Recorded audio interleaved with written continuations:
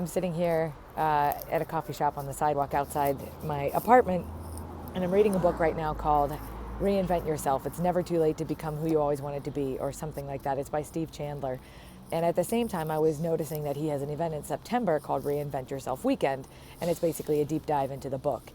And I caught myself in an old neural pattern, a neural pathway habit, thinking, oh, I can't afford it. Like, what the fuck? Just immediately, that's where my mind went, and I had to laugh at myself and think, okay, well, I obviously really need to be reading this book. But as I was reading through the book more and more and thinking about that thought, I thought, oh man, I'd really love to work with Steve Chandler someday. And right away, my mind went to, wow, it's probably, $50,000 to $150,000 to work with him privately. And how will I ever do that? And I guess I'm going to have to wait so long to learn to work with him. And I had to laugh at myself because I think this is a pattern that we get into very often, which is because I can't work with him now, I guess I'll have to wait to experience the transformation that I would if I were to work with him.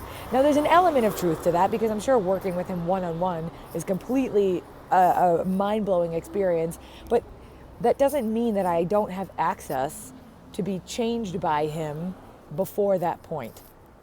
I'm sitting here reading his book, and his book is blowing my mind so much that I'm thinking about working with him. I'm thinking about going to his event, and at the same time, I'm telling myself that I can't make it. And so I wanted to share this insight with you about this trap that we fall into, that I need to go to the biggest, highest degree of investment in order to get any change out of the person or the course or whatever that I want to work with. One example of this is, I want to do this $10,000 course, but I can't afford it right now. But in the meantime, I won't bother reading the 10 different books that this person has written. I want to work with this person as a coach, but I won't bother watching the YouTube videos that they share on their channel every week. I want to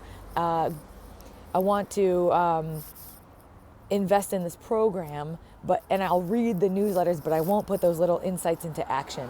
And so it kind of spurred this thought to me of the only course worth taking is a course of action.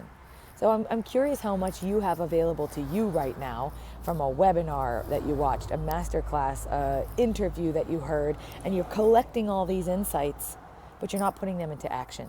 And it doesn't matter who you work with or what you invest in or what you do. If you're not willing to put insights into action, you could pay all the money in the world, have all the money in the world, and if you're not willing to put that insight into action, it's not worth it.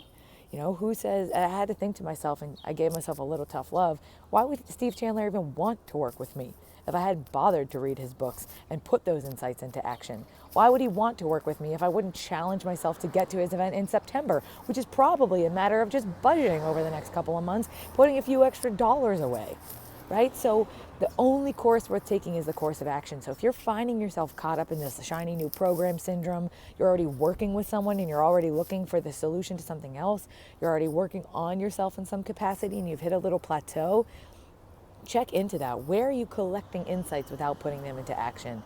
Your best course, the one that's going to change your life more than anything else, is a course of action. So where are you stalled out? Where are you stuck? Check in with the action that you keep putting off, the action that you keep not taking, the insight that you're having over and over and over again without putting it to work.